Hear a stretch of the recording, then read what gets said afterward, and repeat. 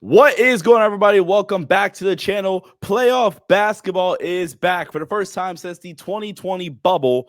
That year, something important happened, I think, that year, Corbin. But for the first Yeah. time since that year, the Lakers have won 50 games. They have not had to go through the play-in tournament. The Lakers are the 3 seed. They will take on the Minnesota Timberwolves in round 1 of the Western Conference playoffs. Game 1 will tip off Saturday. We're going to have a lot of amazing coverage here on the channel. Joining me today, it's the playoffs. Playoffs? Talk about playoffs? Yes, we are talking about playoffs. I got my guy Corban Ford. Find him on Twitter at Corban NBA. It registered in my head while I was like recalling back that famous quote, if you will, that he was talking like negatively about the playoffs in that moment. He's like, we're trying to win a game. We're talking about playoffs. But Corban, my man, how's it going? Thanks so much for joining me here.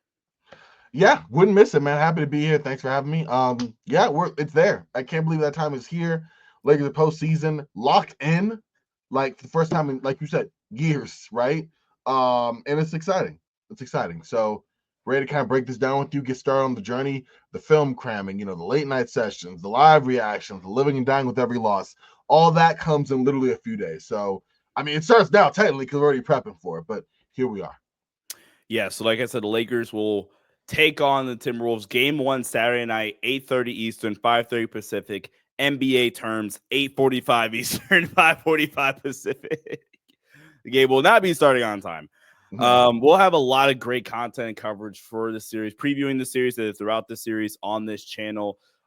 Corbin's here with me today. I've got my guy Jovan Buha on the show. That video will drop tomorrow at the time it is being released. I have a film breakdown Wednesday, probably talking about one. I might even do 2 film breakdowns this week. It depends. Either talking about how the Lakers can like shut down Anthony Edwards or how they can attack the Timberwolves defense. That's kind of the 2 things I'm thinking of the most. We'll do a live Q&A throughout the week as well. Probably get one more guest on, and then you have game 1. That's a lot of content, guys, and we're going to provide you with the best Lakers coverage throughout these playoffs. Oh my God, I threw shots. Somebody said that the last time I did something like that. Every time you mention the words Lakers coverage in anywhere, without you saying you're the worst, I'm sure someone will pop up. The haters want me to say I'm going to give you the most C- work ever. You're gonna like it. The most mid ever. You're gonna like the shit. If you love Kings versus Mavericks, you're gonna love Los Angeles Lakers network. Oh man, Dallas. I think Dallas wins that. I'm rooting for AD. I think so too. I'm not excited about watching, although I'm going to. It's just gonna be like a very mid game. But no, I really do think AD, the size, the length. I just brought it up because I made a joke on my earlier podcast calling it. I'm a history buff, so I called it the Battle of Midway. Which, yeah, like that's legit. That's legit what it's going to be. What's that? 10th grade? No, wait. That's not American history. Yeah. World War II, I think. Yeah, American history. Yeah. There we go. Look at you. You never left. Look at me. Yeah, I'm only like 2 years removed. Joking. God. Anyway, Corbin, Minnesota. Is this? Well, let's start off here. Was Minnesota one of your preferred matchups, or was there somebody? Because I'm going to remove Memphis from the equation because Memphis, after they lost to Minnesota, Memphis kind of felt less and less like an actual possibility to face the Lakers in round 1. So out of the 4 teams, and even then the Clippers kind of felt less and less like a possibility as well. So really we'll kind of just go Denver, Golden State, and Minnesota. Those are the 3 teams that realistically had a shot of getting the 6th seed.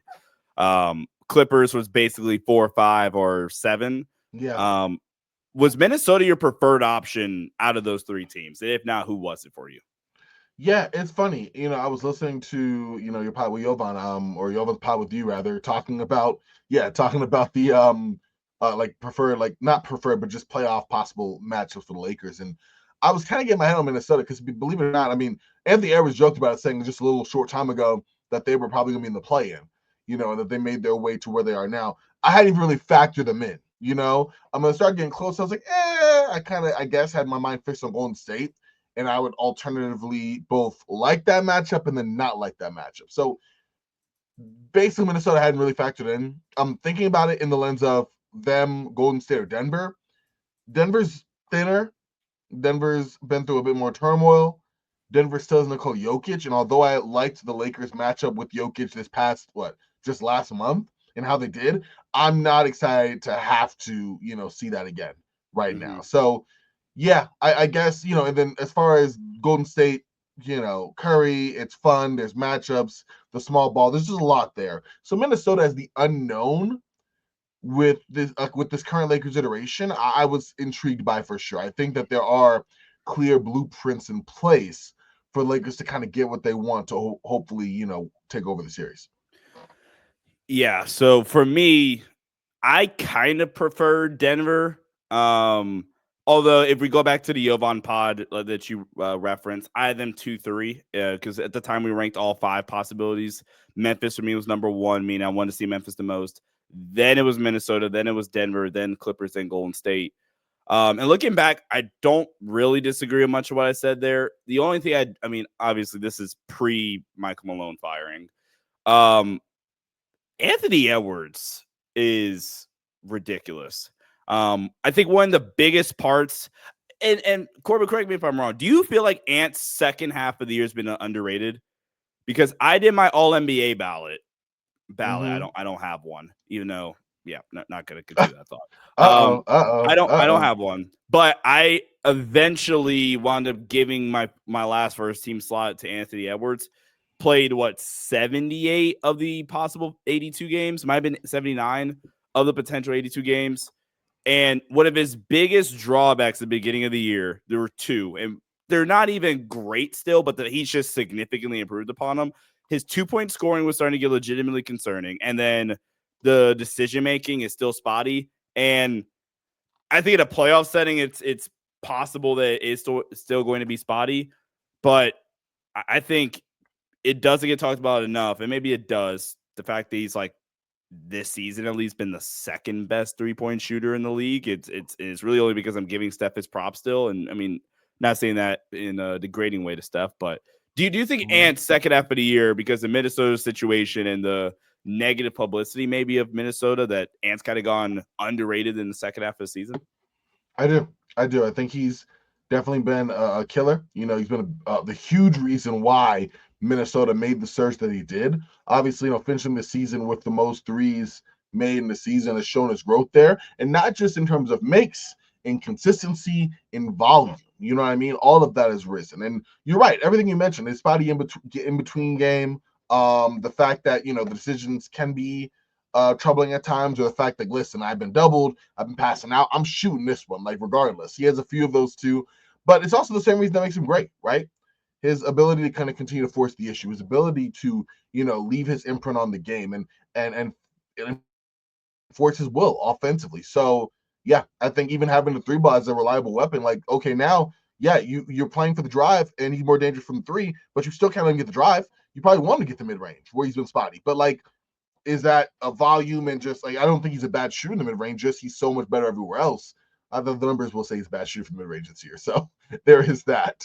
But yeah, I do think he's been underrated, especially with the strong seasons that both Jokic and SGA have had all season long. Kind of look past it a little bit.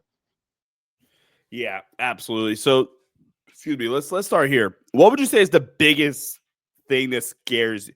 The biggest strength of Minnesota and how they could potentially cause some trouble for the Lakers? I mean, it's kind of the only thing that really scares me. I mean, I guess there's other factors, but Anthony Edwards. The Lakers, I struggle to see. I'm sure they're gonna have to do a lot of different creative defenses, I imagine, but I don't think the Lakers have like a good one-on-one answer there. I think it's by committee, and even the committee's not a great one. It's just like, guys, I mean, it's Jared Vanderbilt, which is interesting. That's like the guy immediately pops up to mind. The problem is his offensive weaknesses are such that Minnesota, who's going to want to go big, can probably get a big on the floor and hide that big on Jared Vanderbilt, and then that can impact the rebounding, right? Dorian Finney-Smith, I just think at this stage of his career, I mean, even a couple of years ago, those type of guards are tough covers for him. It almost reminds me of, I mean, it's a lesser extent of that, but even when the Lakers were good defensively, in like the 2020 championship seasons, where 2020 championship season with Danny Green and Avery Bradley and guys like that, there was always those kind of in between guys with quickness, but the KCP has the Lakers that too. But there's also in between guys with the strength, and the length to kind of shoot over people, and that was like your Kawhi Leonard, your Paul George. It's like those archetype of players that would give the Lakers fits. Jason Tatum was part of that too. Like, it's a different look with the super shifty, super explosive guard Anthony Edwards. But with this current iteration of the Lakers, it's still a similar issue. Because they don't. I mean, I'm sure Rui Hachimura will get his run on him. Vando's going to have to get out there. Dwayne Finney-Smith, I imagine you try it anyways, even knowing that. I mean, this, again, shades of KCP on Kawhi Leonard or Paul George back in the day. Like, it's probably not going to work, but this is what we have, and this is what we're going to do. So I expect JJ to be a lot more inventive in terms of trying different things to get the ball out of his hands, scrambling to recover, things of that nature. But Anthony Edwards does kind of worry me from that level. Yeah, absolutely. So really quickly to continue to like add on to the point that you made about Anthony Edwards, which was a great point.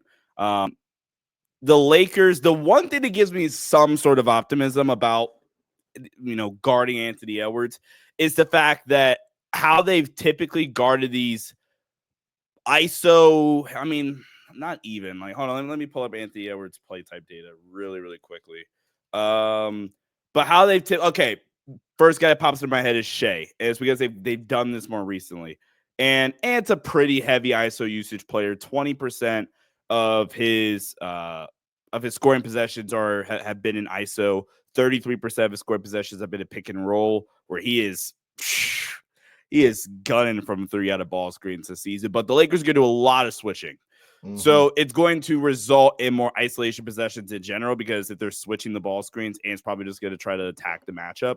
But if you watch these certain games, so what the Lakers want to do as much as possible, the Lakers really, really, really want to zone up away from the ball and force their secondary players, one, to be able to hit, catch, shoot threes, but also make secondary decisions, and for Ant to be able to process and make the necessary reads to said secondary role players. And that's where I think the Lakers do a really, really, really good job at kind of picking and choosing at who they want to shoot some of these more open looks, if that makes sense. So if we just go through the rotation, Julius Randle probably won't be in this situation too much, but Julius Randle's a 34% catch and shoot 3-point shooter. And as long as you get a hand up and contested, that 34% drops to 29%. If we go to Jaden McDaniels, because these are the first two guys that pop into my head, and I go, yeah, if you're LA, you test them and see if they can hit threes on you consistently. Jaden McDaniels, 32.5% on catch and shoot threes. If you get a hand up, it drops to 28%, and even if you leave him wide open, it's 33%. Yeah. So like they have guys on this team that, I mean, even like what's Nickeil Alexander-Walker shooting on catch shoot threes? Okay, never mind. It's having a good year. 41% on catch shoot threes. All right. I think the Lakers have shown a extreme willingness to just zone up away from the ball, force the primary ball handler to make decisions, and force the secondary guys to, burn them from 3 and to hit, those open looks that they might get. I think one thing that I don't think you touched on that is not even, I wouldn't even describe a concern, but it's something that can make things really, really interesting, is the Timberwolves' versatility in terms of their size. Like if Minnesota wants to size down, because that's gonna be what the Lakers do. It's gonna be, we're gonna go a lot of our 5-out stuff. We're gonna go small. We're gonna go with our lineup with Rui and with Rui, DFS, Braun, Reeves, Luka, and we're gonna make your life just hell, basically. Yeah. And that group, admittedly, is really, really, really, really good for the Lakers this season. That is, I want to say that is their third. I'm pulling it up right now. That is their their second most used lineup of the season. Number one, this is how insane the season's been. Number one most used lineup is Austin Reeves, Max Christie, Rui, Braun, AD. Somehow that's wild. That's wild. That is still their most used lineup. But the small ball lineup that I was just referring to is a plus 23 with a 133 offensive rating. Like, wow. But that's dynamite, yeah. But with Minnesota, and again, they're going to size down and try to match some of that, if you will, and they can somewhat do that. Like they could go lineups without Rudy Gobert and still arguably be bigger, faster, stronger than LA. Still, like so far this season in non-Rudy Gobert lineups, but like Naz Reid on the floor and Julius Randle. So here's an example: Anthony Edwards, Dante DiVincenzo, Nickeil Alexander-Walker, Julius Randle, Naz Reid is a plus 11 with a 132 offensive rating. Like wow. they could still, or even if you win no Randle and you win Naz and Rudy.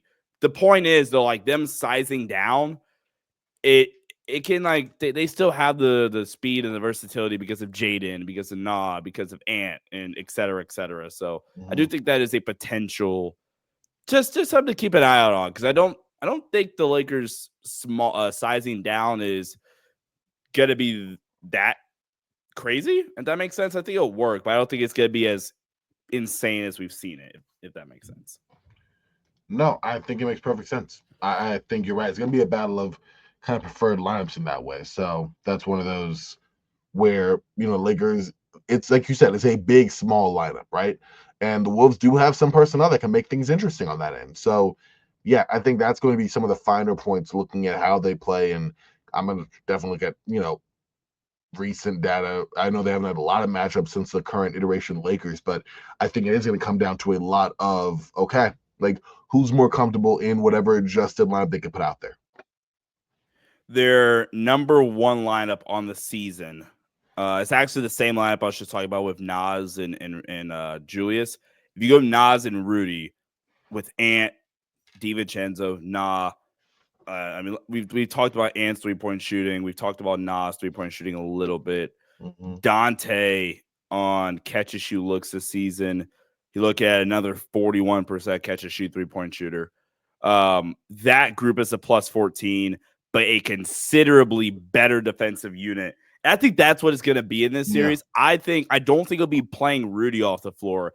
I think they'll be playing Julius Randle off the floor. I think that's the guy that if anybody gets played off, it's going to be Julius Randle, because the Lakers don't have this lob threat to really concern you with Rudy and drop. Because then if it's Luka and Gafford, for example, Luka and Lively, you have this super like 99 percentile lob threat plus Luka in a ball screen where he just torches you and drop. That's how Rudy just looks bad in a playoff series. Yeah. The Lakers don't have that. So, I mean, I guess the limited Jackson Hayes time, right? Yeah. But aside from that, yeah, you're right. Nobody kind of replicates that. Rui in the dunker spot's interesting, but nowhere near. Again, like the Lakers have tried to like amend their current roster to fit that as best they can, and that's literally it. Like and you're right. Like it's nothing like Dallas. It is, Jackson Hayes, who okay there. After that, you're looking at Rui and then potentially Jared Vanderbilt in those same roles. And even then, that's just because of their comfort level around there / inability to space the floor. I'm speaking more, of course, to Vando than Rui there. But yeah. I don't see how Vando can play a lot in the series. I struggle with that. I like him defensively. I really, really do. But offensively, I don't know. I think if you do have him out there, it cannot be with Luka. It's the staggered with LeBron, or the staggered with LeBron in Austin. So I don't know. It's a combination that, JJ is going to have interesting challenges trying to make work, but we've seen it already. And I think JJ's spoken to it. Vanda with Luka is just not a good combination. Even though you think it would be for the defensive purposes, offensively, it just restricts the floor, and makes it tough. And then I'm not really going to be in the mood to see Vando, clank wide open corner threes on ABC on Saturday primetime. Like I'm not speaking for everybody here, but that's not really my cup of tea for what I'm looking for. The number one lineup this season with Luka and Vando together is a -16. It is Luka, AR, Dorian Finney-Smith, Bron, Vando. That group is a -16, That's 107 crazy offensive rating. And that's with your top 3 offensive players, but that's just unfortunately how much of a drain Vando is on the floor.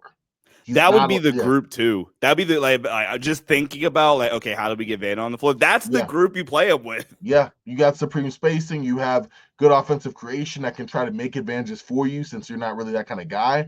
Like I don't. Yeah, if that doesn't work, I might as well just take. I don't know. Yeah, I knew the numbers weren't great because I remember by my very like rough like paper count, like watching the games, I was like, good God, like this does not work. But I couldn't see how destructive Vando was like on the floor. It's gonna take a couple rewatches. So there have been 328 possessions. This is clean the glass data. 328 possessions of Jared Vanderbilt on the floor at the same exact time as Luka Doncic this season. Can you take a guess at the Lakers' net rating and their offensive rating in those possessions? Say it one more time for me. There's been 328 possessions. And by the way, let me even provide further context. There have been 328 possessions this season with both Luka and Vando on the floor, and it including the playoff rotations. Like these minutes won't have Dalton Knecht on the floor. You won't see Christian Koloko. It's these two with, some combination of Braun, Rui, AR, DFS, Jordan Goodwin, because I think he might get some playoff shout, and Gabe. Like Luka, Vando, plus any combination of them have played 328 possessions. Can you guess what their net rating is and what their offensive rating is in those possessions? By the way, it's not good. Okay. Negative, obviously, we'll start there. How bad is the question? Is it Washington bad? Is it, I'm going to say negative, let's do negative 11. A little bit higher. I mean, a little bit better. Okay, good. Negative 8. Negative 9.4. Negative 9.4 net rating. That's not great, but I was obviously going worse. I like that. Okay. Offensive rating, 104? A little bit higher. Okay, 106. 107.6. Okay, I was off a little bit here and there. That's not great. Like that's not great. It's better than what I was saying, but don't get it twisted. That's not great. So, 107.6 offensive rating. Their effective field goal percentage is 48% with Jared Vanderbilt on the floor. And that makes me want to say small sample size, even though I know it's not. That's horrid. Yeah. And then, even one of their better lineups offensively is Luka, AR, Rui, Braun, Vando. This is super small sample size. That group has a 121 offensive rating, but they got torched. They got lit up defensively. Now again, this is small sample size. We're talking about 14 possessions for that group. But this is just really a dragged out way of me saying I just don't see them play Vando a ton. And it sucks because Vando is the one guy that I look at, and I think you even touched on this. He's the one guy I would say, go check Ant, but he's also the guy that could just make Rudy just stay on the floor at all times. Or just let them play Rudy and Randall in general at all times. Like, I don't think Vando could play a ton. No, that's fair. That's unfortunate and wild to think about. But the numbers, I mean, there's some noise to those numbers. And, geez, I wish there wasn't. What would you say is something that you see from this matchup that you're like, hell yeah, yes, I love this. I love how this favors for the Lakers. Like Minnesota concerned, but positive for LA. Yeah, I think having Austin Reeves, I think that again, I'm going back to the core, but that big three. I think you have that big three with Dorian and Gabe. I see that working well against this Minnesota unit. I get that there's a lot there. I just think that you could take advantage of a older Mike Conley, Anthony Edwards, whose attention will have to be diverted through several different ways. Your front court guys not being Rudy Gobert aren't particularly great defenders. They're more adequate.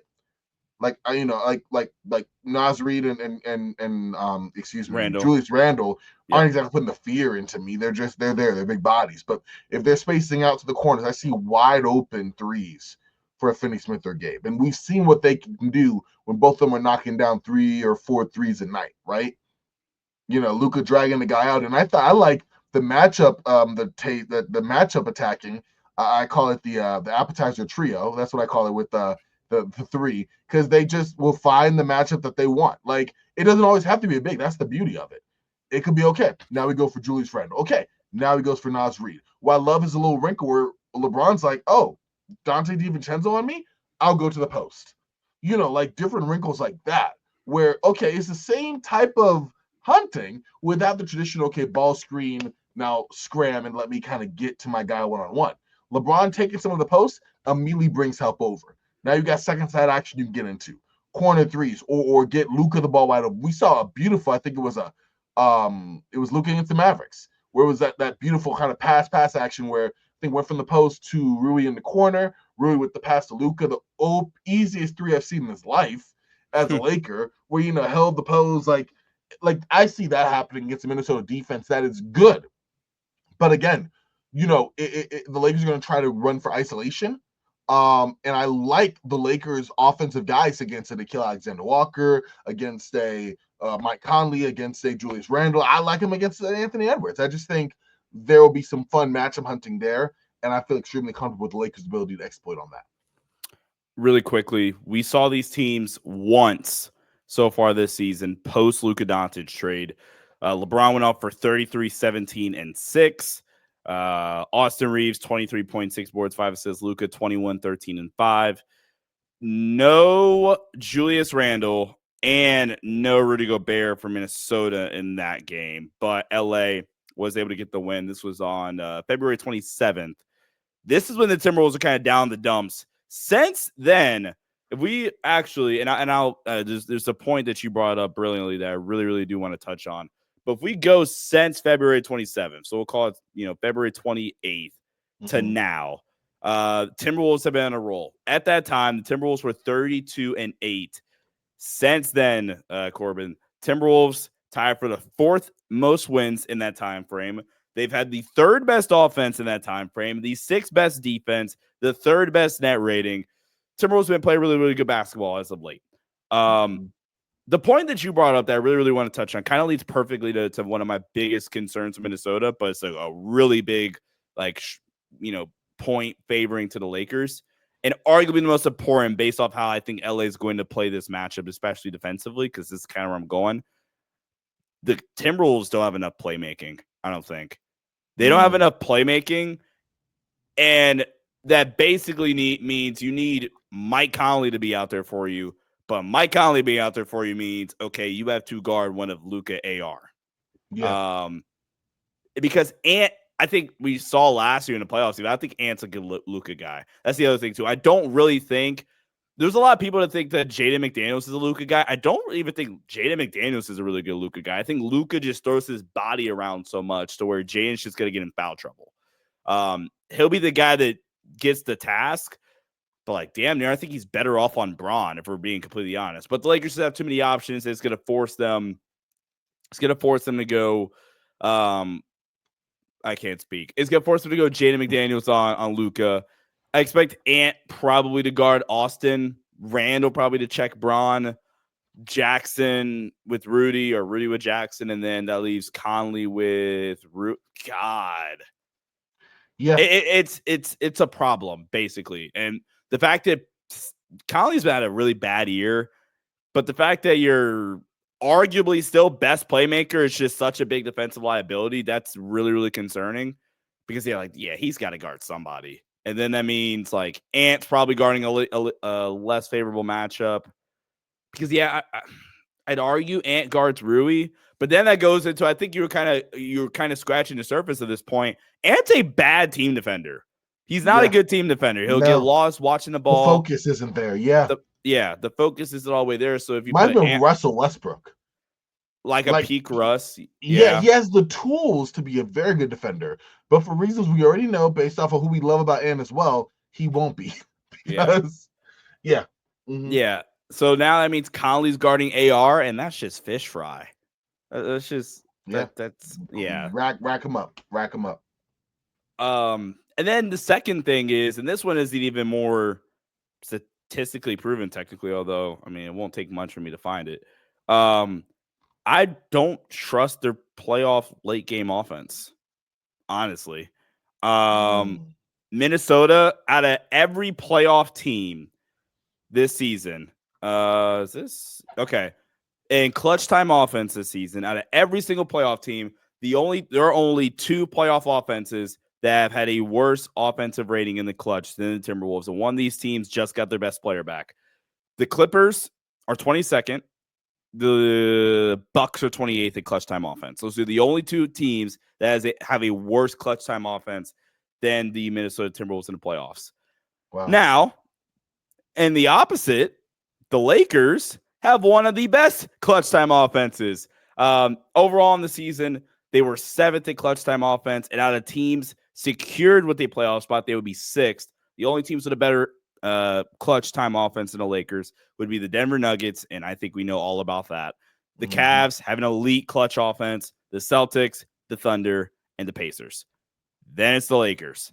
Like, I think these are going to be, for the most part, pretty, like, mug it up physical games that can be like 98-98 with 2 minutes left or whatever in the fourth.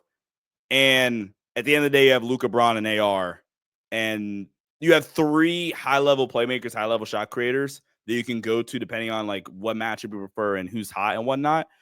And Minnesota, for one, you don't have the level of shot making, but more importantly, you don't have consistent playmaking out of any of those guys. So that's gonna be the biggest thing.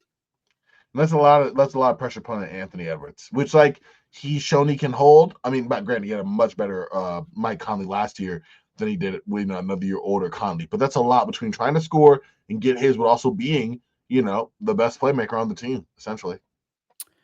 And then actually, really quickly, even if we went true shooting percentage, basically meaning every single time you get a shot up, we're not factoring in turnovers, we're just going true shooting percentage.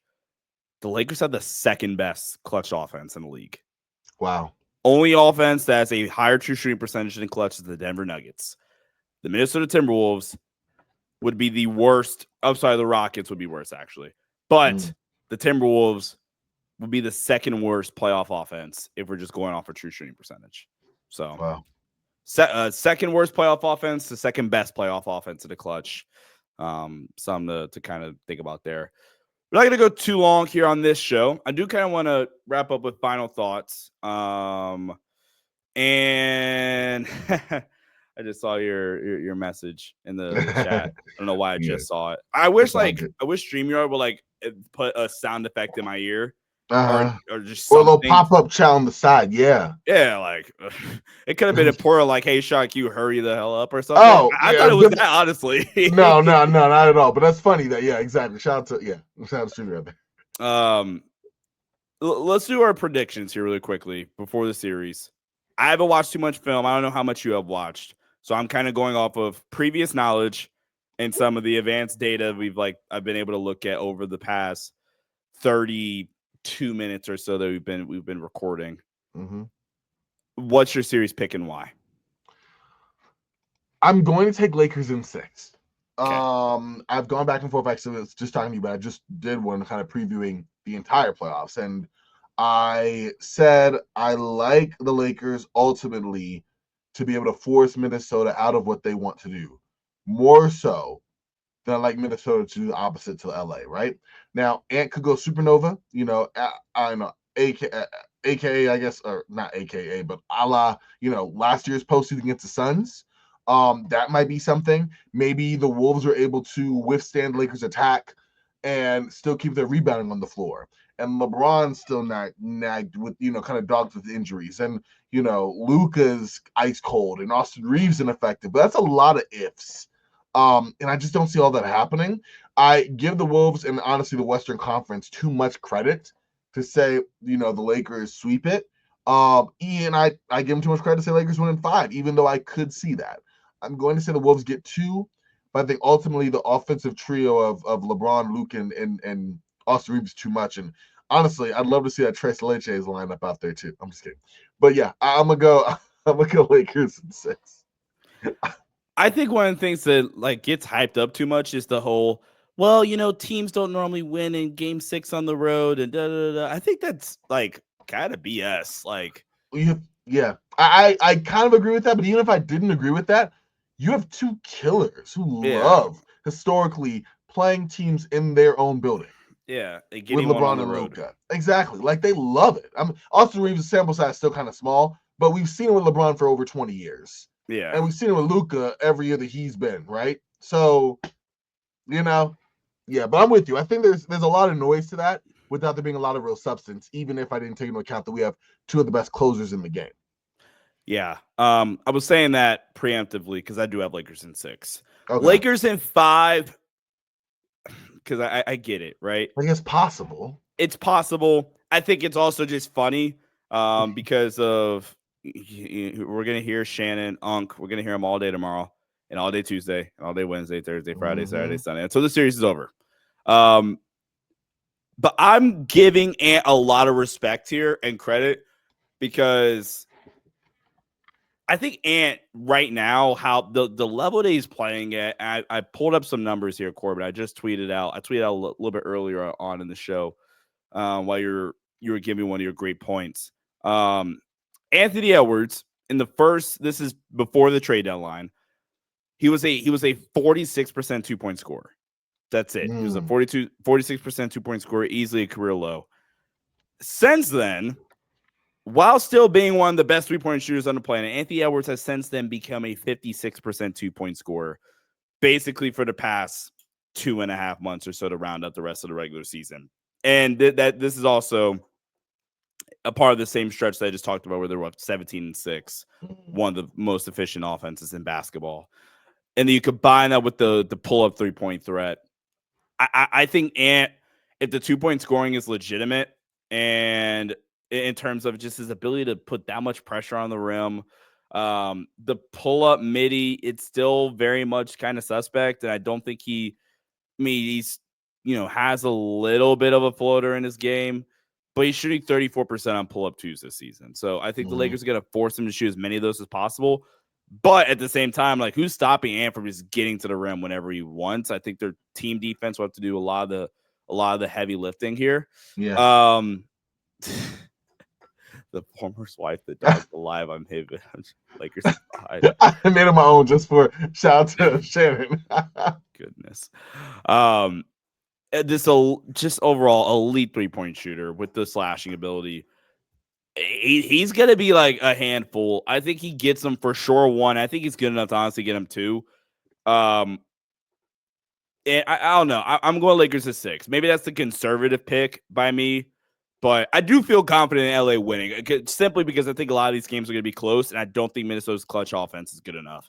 On top of the fact that I think the Lakers have too much firepower, honestly. Yeah. I think Ant would have to have a all-timer level of a series to be able to pull this off. So I'm going Lakers in 6. Yeah. And not to say it's impossible, just not likely. So yeah, I'm with that.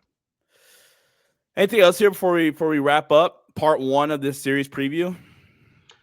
Not a whole lot. I'm excited to kind of get to it. I know we have plenty of days to be able to kind of, analyze, reanalyze, and, I'm sure our takes will, subtly shift a little bit, but ultimately, I'm looking forward to a really fun series. And yeah, postseason, baby. Like, I got to ask you, how does it feel as someone who's covered the Lakers pretty much in depth for the last couple of years to not have to worry about either A, missing the playoffs entirely, or B, having to have a playing game to look forward to and have this whole week essentially off, even though we know we're not? Oh, it's awesome because now I could use the whole week to just watch Minnesota if I really were if I wanted to be a sicko and do Minnesota scouting report or whatever, essentially. But also it's fun too because now I can really, along with the Minnesota stuff with just the NBA coverage I'm doing in general, I can really focus on some of these other matchups and not being stressed out about the Lakers and Timberwolves in the play-in, which happened 2 years ago. Yeah. So yeah, how about you? I'm excited personally. It's gonna be one of my favorite playoff runs, maybe ever. Hopefully, I'm hoping the same. I think for me, I'm definitely excited. It'll be really cool to kind of know that LeBron's getting rest. That Luka is being able to LeBron's getting rest and treatment. That Luka's getting rest. That the team is kind of getting a little bit of a chance to recharge and gear up and kind of watch these other teams. I really am, especially looking forward to hopefully the Warriors having, a tough little road ahead of them.